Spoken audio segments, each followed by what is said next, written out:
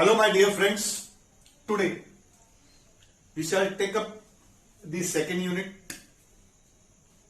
entitled Laplace transform. The first unit is finished. We shall now plan the unit test depend upon the first unit. Now, linear differential equations with constant coefficient. Now let us start with the second unit entitled Laplace transform. Laplace was the French mathematician. Perhaps he was French astronomer also. He was a physicist also. Variety of research papers has been published by him. At the age of 19, he joined the Xi'an University as a professor over there. After 5 years, at the age of 24, he simultaneously published 13 research papers on his major contributions is on celestial mechanics. His major contributions is also on statistics. Laplacian operator was introduced by him, del square of u equal to 0. So, what is the Laplace transform? D'Alembert was his fellow. He was fellow of D'Alembert.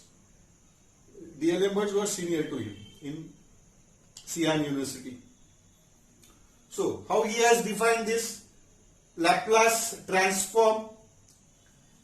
If f of t is any piecewise continuous for t greater than 0. Greater than or equal to 0.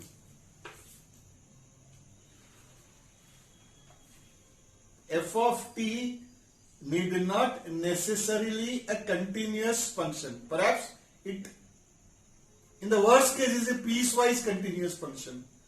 And it is defined from 0 and onwards up to infinity. Then, by the Laplace transform of f of t, Laplace transform of f of t is denoted by capital L of f of t. This capital L means Laplace transform. F of t is whose Laplace transform is to be determined. So by Laplace transform of f of t denoted by L of f of t, what do we mean? We mean the definite integral 0 to infinity of which function integrand is e raised to power minus st into f of t dt. This is the definite integral with respect to t. 0 and infinity, it is improper integral. Integral with respect to t, limits, lower limit is 0, upper limit is t. So after integrating this f of t between the limit 0 to infinity, we employ the limits of t. Upper limit t equal to infinity minus lower limit t equal to 0. So t eliminates. So what remains? It remains only function of s. S remains. So it is f of s. So the function of small t has now been transformed into some another function of parameter s. That is why it is called as the Laplace transform of f of t. The transform function is f of s. It no longer contains t. Perhaps it is function of parameter s. So how to determine the Laplace transform of any piecewise continuous function defined for 0 and onwards up to infinity? Just multiply that function f of t by e raised to power minus st, number 1. Multiplying f of t by e raised to power minus t, number 1, and number 2. Integrate that product e raised to power minus st into f of t between the limit 0 to infinity with respect to t. Whatever integration comes out, that integral, that answer is function of parameter s, and that is the Laplace transform of f of s. Now, we would be finding the Laplace transform of some elementary function. Find the Laplace transform of number 1, f of t is equal to 1. F of t equal to 1, what does it mean? When t is greater than or equal to 0, its value is constant. Like this. Its value is, if I want to plot this f of t equal to 1, so if this is t axis, if this is f of t axis, so from t equal to 0 and onwards, the value is 1. T equal to 1. Not t equal to 1, this is f of t. F of t equal to 1.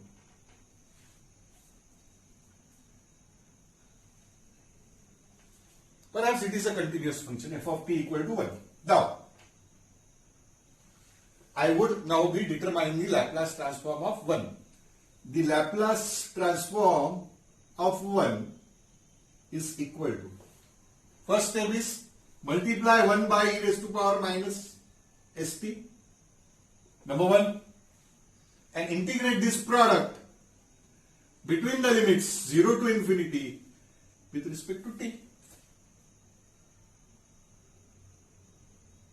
This is just by definition. I have just used the definition, nothing else. Now, integral of e raised to power minus st is e raised to power minus st divided by derivative of minus st with respect to t. It is minus s between the limits 0 to infinity. We have integrated this function e raised to power minus st with respect to t. Now we shall employ the upper limit t equal to infinity. So it is e raised to power minus infinity upon minus s minus e raised to power 0 upon minus s. E raised to power minus infinity is 0. E raised to power minus infinity means 1 upon e raised to power infinity. 1 upon e raised to power infinity is infinity. So 1 upon infinity is 0. So this term is 0. So note this. Throughout this unit, we would always be considering e raised to power minus infinity as 0. So first term is 0, minus minus becomes plus, e raised to power 0 is. Now this is 1 by s. This function which has been transformed is function of s. So Laplace transform of 1 is 1 by s. So this is the first formula. Laplace transform of 1 is equal to 1 by s.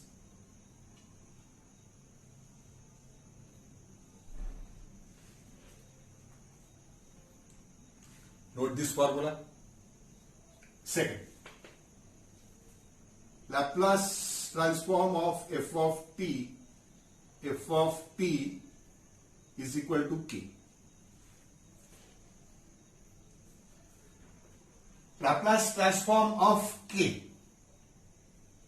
Laplace transform of k is equal to multiplying k by e raised to power minus st and integrating between the limit 0 to infinity.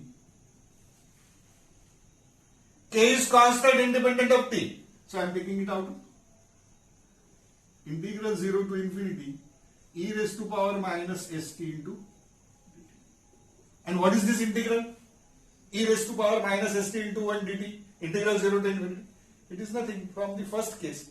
It is the Laplace transform of 1, which is 1 by s. So k into 1 by s. So it is equal to k by s. So for any constant capital K, its Laplace transform is k by s. Second formula I have Laplace transform of f of t is equal to k by s. I have derived the second formula. Transform of 1 is 1 by s, k is k by s. K is any constant. So in view of this formula, Laplace transform of root 3 is root 3 by s. Laplace transform of 1 by 2 is 1 by 2 into 1 by s. 1 by 2s. Laplace transform of root 3 by 2 is root 3 by 2 s and so on. Note this.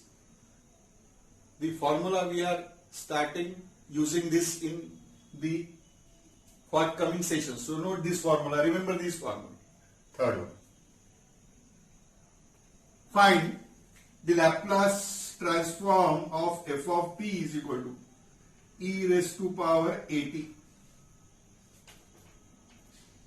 e raised to power at का Laplace transform क्या है?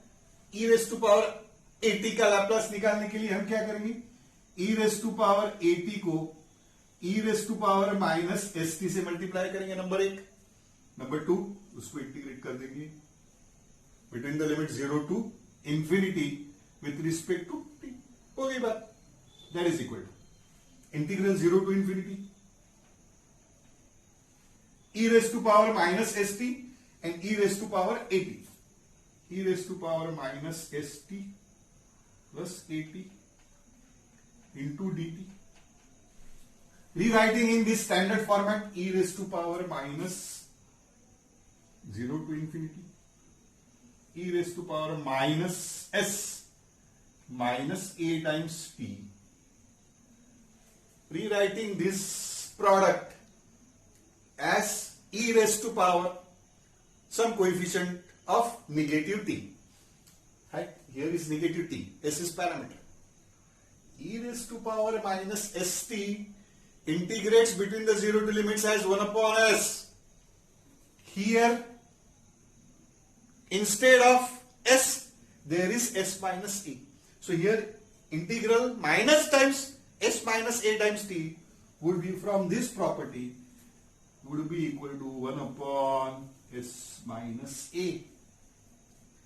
I use this formula here. Note that e raised to power minus st is 1 by s. So, integral e raised to power minus s minus a times t is 1 upon s minus a. Coefficient of negative t. This is coefficient of negative t, 1 by s. Reciprocal of that. So, reciprocal of s minus a. So, Laplace transform of e raised to power at is 1 upon s minus a. Fourth one, Laplace transform of e raised to power minus at now. The same basic fundamental definition. Multiply e raised to power minus at by e raised to power minus st, number 1. Integrate between the limits 0 to infinity, number 2, with respect to t. That is equal to integral 0 to infinity e raised to power. Take out coefficient of negative t. Minus times s plus a times t dt. E raised to power minus st minus at is e raised to power minus st minus at. So minus t is taken out as common. In the bracket we left with 1 upon s plus a, whose integral is 1 upon s plus a. Again from this property. So see here, if it is e raised to power plus at, then its transform is 1 upon s minus a. If it is e raised to power minus at, its Laplace transform is 1 upon s plus a. Note this very important property. Now,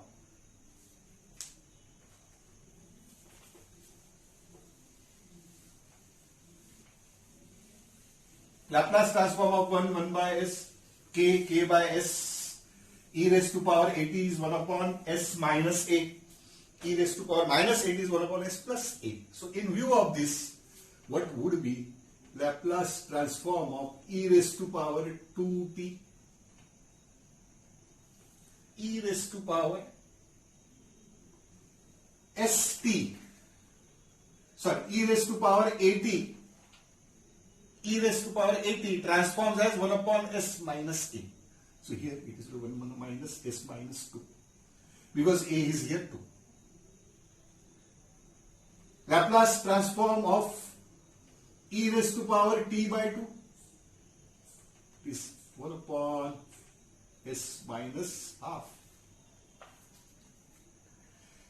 Laplace transform of e raised to power minus root 3 t, it would be equal to 1 upon s plus root 3. For minus it is s plus a, for plus it is s minus half, and so on. Note this. I have used the formulae 3 and 4 respectively. Now fifth formula. Laplace transform of sin h of at. Laplace transform of sin h of at. Sin h of at is nothing but 1 by 2 times e raised to power at minus e raised to power minus at. Note this. Exponential formula of sin h of at, half of e raised to power at minus e raised to power minus at. Cos h of at, half of e raised to power at plus e raised to power minus at. In complex number you might have learned this. So let us substitute the value of Laplace transform of 1 by 2 e raised to power at minus e raised to power minus at. That is further equal to 1 by 2 times Laplace transform of e raised to power at minus Laplace transform of e raised to power minus 1 by 2 times e raised to power at, its formula is 1 upon s minus a. Minus Laplace transform of e raised to power minus 8 is 1 upon s plus a. So that is further equal to 1 upon, let us subtract this, s plus a minus s plus a upon s square minus a square. So it reduces to 2a upon this, it is equal to a upon s square plus, sorry, s square minus a square. Note this. This s goes 2a, 2 cancels, so it is a upon a square minus a square. Note this. Laplace transform of fifth formula, sin h of at is equal to a upon a square minus a square. In view of this, what would be Laplace transform of sin h of 2t? Sin h of 8 is a upon a square minus a square. So value of a is 2 here. So it is 2 upon a square minus 2 square. Sixth formula. Laplace transform of cos h of 80. Cos of 80. Laplace transform of cos h of 80 is 1 by 2 times e raised to power 80 plus e raised to power minus 80. That is further equal to 1 by 2 times Laplace transform of e raised to power 80 plus Laplace transform of e raised to power minus 80. Laplace transform of 1 by 2 times e raised to power 80 is 1 upon s plus, sorry, s minus a plus Laplace transform of e raised to power minus 80 is s plus a. That is equal to 1 by 2 times, add this to s plus s minus a upon s plus a into s minus a. So it is s upon S square minus A square. So fifth formula is Laplace transform of cos h of at is S upon S square minus A square. Note this fifth formula. In view of this, what would be the Laplace transform of cos h of phi ut? Using this formula, it is equal to S upon S square minus square of 5. A is 5 here. That is how we use the formula. Next. Now we would be determining the Laplace transform of sine of at, cos of at. These are the two hyperbolic functions.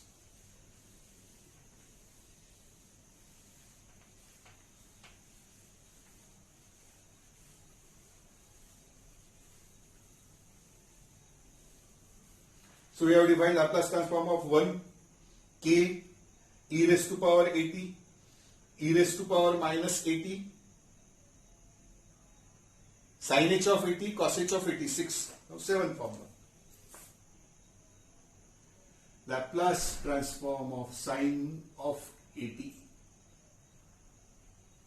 To determine the Laplace transform of this function, we must know this formula. Integral e raised to power ax into sine bx dx integrates as e raised to power ax upon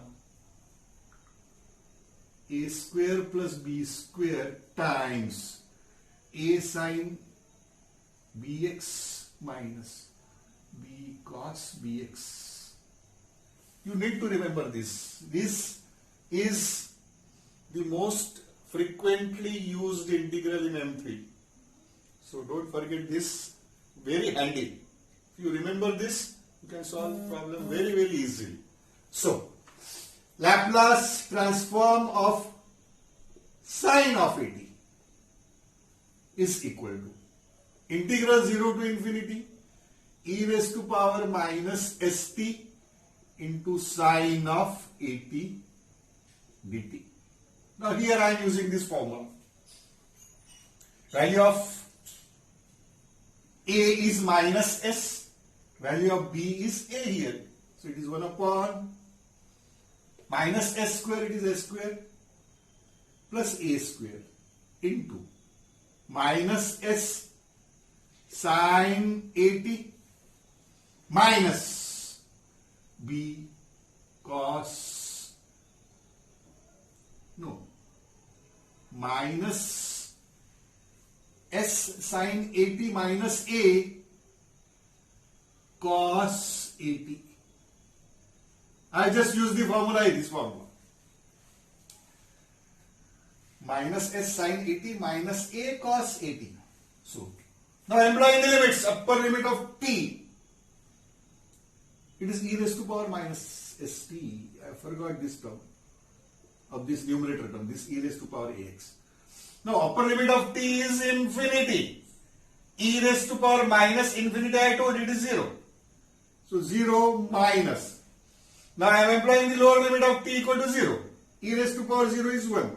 1 upon s square plus a square in bracket minus s into sine of 0 is 0 minus a into cos of 0 is 1. So it is in particular equal to a upon s square plus a square. So Laplace transform of sine of at is a upon s square plus a square. Note this. Earlier we have seen Laplace transform of sin h of at was a upon s square minus a square. In hyperbolics, denominator is negative. Whereas in trigonometric circular function sin of at, it is positive. A upon s square plus a square. A square plus a square is just by virtue of this formula. A square plus b square. Formula number 8. Laplace transform of cos of at integral 0 to infinity e raised to power minus st into cos of at dt. Here I am using this formula, e raised to power ax into cos of bx. dx is equal to e raised to power ax upon a square plus b square times a cos bx plus b sin bx. Note this too. So his formula I am employing here. Here again SA is minus S, B is E. So it is further equal to e raised to power minus ST upon square of minus S, it is S square, plus A square minus S cos AT minus A sin AT. Employing the limits of t from infinity minus 0. For upper limit e raised to power minus infinity is 0. Minus now t equal to 0. E raised to power 0 is 1 upon a square plus a square times minus s into cos of 0 is 1 minus a into sin of 0 is 0. So it is s upon s square plus a square. So I have derived Laplace transform of cos of at is equal to s upon s square plus a square. The Laplace transform of cos h of at was s upon s square minus a square, whereas this trig function cos of at is s upon s square plus a square. In view of this, Laplace transform of sin of 4t would be equal to sin of at is a upon a square plus a square. So it is 4 upon s square plus 4 square. Laplace transform of cos of 7t, it is s upon s square plus 7 square, 49. Laplace transform of sin of t by 2 is, here a is 1 by 2. So it is 1 by 2 upon a upon s square plus square of 1 by 2, 1 by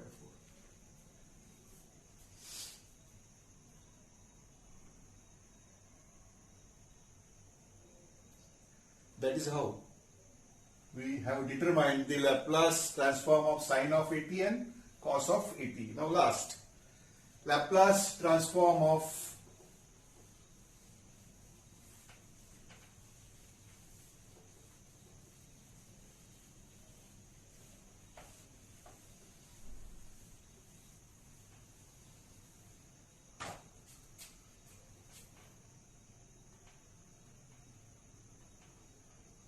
t raised to power n. Now here, to determine this Laplace transform of algebraic function t power n, I am using this integral. Gamma of n plus 1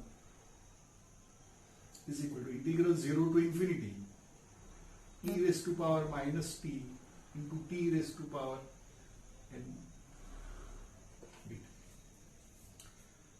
In M2 you have already studied this gamma function. Gamma of n plus 1 is e raised to power minus t to t raised to power. So let us determine the Laplace transform of t to the power n. Laplace transform of t to the power n is equal to integral 0 to infinity number 1 e raised to power minus st number 2 into t to the power n dt. Now to reduce this integral into gamma integral, we put, what do we put? St equal to say x. I am transforming t to some another variable x. Now, st equal to x, what does it mean? S dt is dx. X and t, they are variables. S is parameter. It is independent of the Tn. So s dt is dx. So dt is dx by s. Now, when t is 0, s into 0, x is 0. When t is infinity, s into infinity is x. So infinity is. So as long as t varies from 0 to infinity, x also varies from 0 to infinity. I am employing this substitution. X is not differing its limits. E raised to power minus st is x into. What is t? T is x by s raised to power n into dt. dt is again dx by s. So it is in particular equal to 1 upon s raised to power n plus 1. These terms, they are in the denominator, they are independent of t. They are referred as constants. So we left with, if we take out this integral of e raised to power minus x into x to the power n dx. It reduces to this integral. So it is nothing but gamma of n plus 1 upon s raised to power n plus 1. Laplace of t raised to power n is this. Most important formula, t raised to power n, frequently used in examples, various examples. From this, you must be able to determine the Laplace transform of t, t square, t cube, t raised to power 4. This formula is used when n is not integer. Now when n is integer, we know that gamma of n plus 1, one more property you have learned, gamma of n plus 1 is equal to factorial of n. So this is also equal to t Laplace transform of t to the power n is factorial n upon s to the power n plus 1. So t raised to power n, its Laplace transform when n is strictly integer. Let us use this formula. Laplace transform of t, n is 1 integer. It is 1 factorial upon s square. Laplace transform of t square, it is 2 factorial upon s cube. 2 upon s cube. Laplace transform of t cube, it is 3 factorial upon s to the power 4. 6 upon s to the power 4. Laplace transform of t raised to power 4, it is 4 factorial upon s raised to power 5. 24 upon s raised to power 5 and so on. You need to remember this some fixed values, t, t square, t cube, t raised to power 4, like this. These are the values when n is integer. Now when is fraction? For example, when n is half, t raised to power 1 by 2, or Laplace transform of root t, many times it is asked. It is equal to gamma of n plus 1, gamma of half plus 1 upon s raised to power n plus 1, 3 by 2, 1 by 2 plus 1. So gamma of 3 by 2 upon s raised to power 3 by 2. Gamma of 3 by 2 by a recursive formula, it is 3 by 2 into 1 by 2 into root pi into 1 upon s raised to power 3 by 2. That is the Laplace transform of square root of t. So these are the most important elementary functions. You need to remember the formula perhaps. Most important formula. Laplace transform of 1 by s. Laplace transform of k by s. Laplace transform of e raised to power at 1 upon s minus a. Laplace transform of e raised to power minus at 1 upon s plus a. Laplace transform of sin h of at a upon s square minus a square. Laplace transform of cos h of at s upon s square minus a square. Laplace transform of sin of at a upon s square plus a square. Laplace transform of cos of at s upon s square plus a square. Laplace transform of t to the power n. If it is fraction or rational number, it is gamma of n plus 1 upon s to the power n plus 1. If it is integer, it is factorial of n upon s to the power n plus 1. So, you must revise very, very thoroughly this formula, because every now and then we are frequently using this formulae for calculating, for determining the Laplace transform of some more variety of functions. So, thank you very much. Thank you.